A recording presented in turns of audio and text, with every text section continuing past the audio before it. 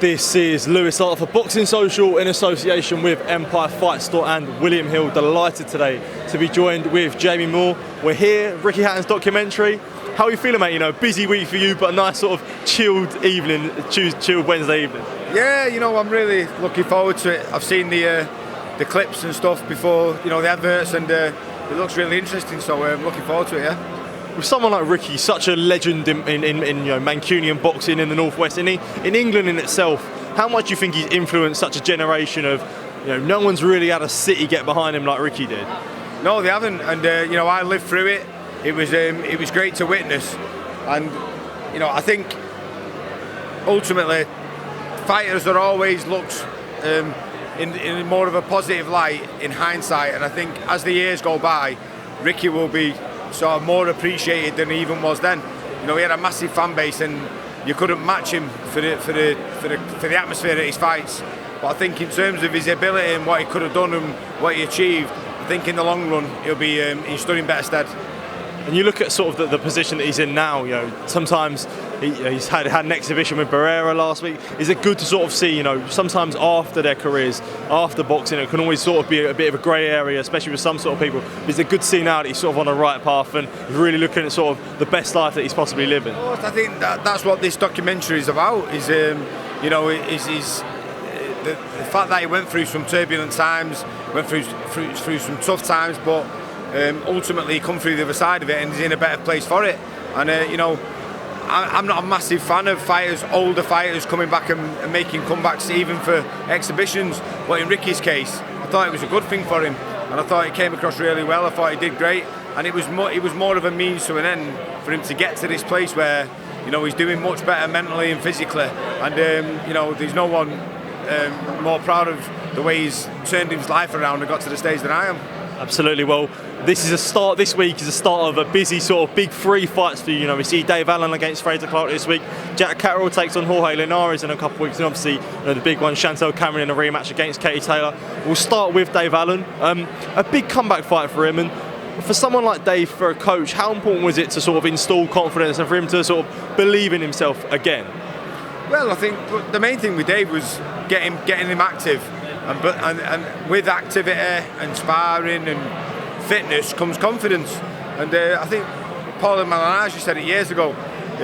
You know, a fit fighter is a brave fighter. The fitter you are, the braver you are, and that's sort of the same sort of model around that. Is Dave Allen's in real good condition now, and you know, I don't want him taking punches like he has done in the past because he's just there to sort of get a payday. He's in a position now where he's trained, he's had a full training camp. He knows he can beat Frazer Clarke. You know, it's not like he's just going in there hoping. He knows he's got the ability to beat him. He's got so much experience as a pro, and he's looking forward to it. You know, he's really hungry for this fight, and that's something what he's never had in the past. And for someone like you, I interviewed Ben Shalom today, and he was talking about, you know, yourself convincing him to sort of put him in a fight with Frazer Clarke. Was it a hard thing to do, sort of, you know, to not convince him, but for Dave to be sure that he wants to sort of mix it in with the best guys after sort of having the time off? The thing with Dave is he's a character, and he's always been able to sell himself. So as long as he's only had one fight in 2 years, but that means that he's been active. With him being active then means that he could get a big fight. All he had to do is put himself in the shop window, and someone was going to come along and say, you know what, he's not really been that active, so we're probably getting him at a good time. They've probably got him at the worst time they could have, because this is the most active he's been outside of a boxing ring forever. So he's in a really good place. And a big game changer for me is when someone has kids, you have that extra motivation. And he's got his own little daughter now, and he's got one on the way, and that means that he's got that extra motivation. You can't put your finger on what it actually does to you, but it gives you that extra 10, 15, 20%. And it showed in the gym, and I've never seen him as confident before. Do you think he can definitely mix it in with the best after this? Listen, let's take one fight at a time, but not, you know, my job as a coach is to analyse the tactics, see what he's good at, see where he has to sort of cover his weaknesses, and assess the opponent. And from what I can see, Frazer Clarke's got a lot of attributes, what he's good at, but Dave Allen is very good at being able to do the things what Frazer Clarke's weak at, and that's where his strength lies in this fight. He's got to avoid the situations where he leaves himself vulnerable. But after that, I think he's got a great chance. Absolutely. Well, we'll talk about another man, Jack Catterall, taking on Jorge Linares October 21st, and a big main event for him. What's it now, sort of this time, point in Jack's career, bouncing back from the Josh Taylor defeat, however you want to call it, bouncing back from that, and now sort of after that lengthy layoff, he's really kicking on now for that potential rematch with Josh Taylor that could be there. Yeah, just listen. Linares is he's not the fighter he was sort of 4 to 5 years ago, but he's still a dangerous puncher, and Jack just has to make sure he's on his game, doesn't sort of lose his focus. But I'm just glad he's active, because one of the things what has not been great for Jack over the last 3 or 4 years is his activity. So now he's boxing regularly, we should start seeing the best of him.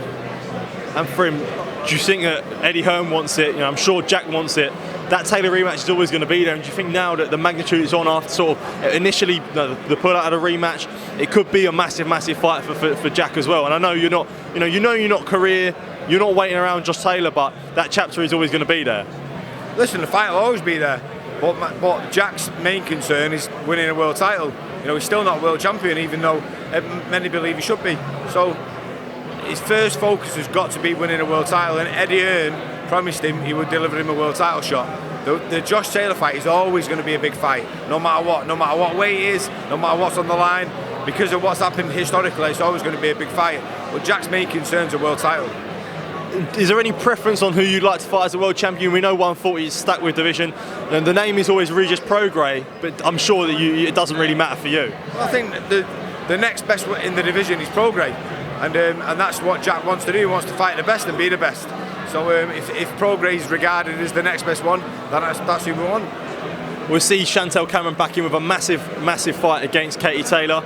And I know it's sort of when it comes to someone like Katie Taylor, the name she's got, you're going to have to beat her twice. But is it sort of a bit? Do you look at it a bit frustrating where this is sort of still on Katie Taylor's terms, even though Chantelle Cameron has beaten her quite convincingly? Well, I think Chantelle has said it herself. She shouldn't have had to go back to Dublin, but you can't.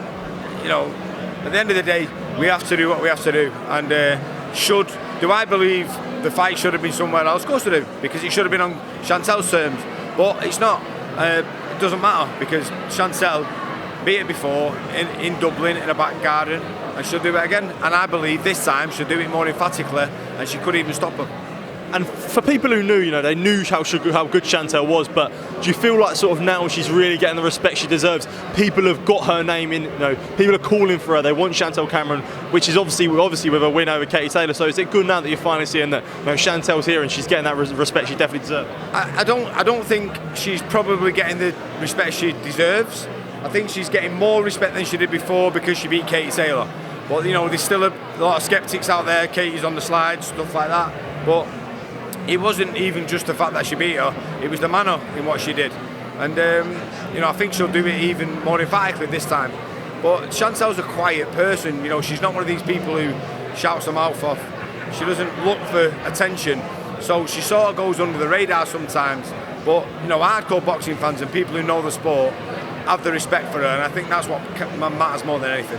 Absolutely, Jamie, just want to say thank you for your time, always a pleasure to catch up with you, all the best, mate, enjoy this tonight.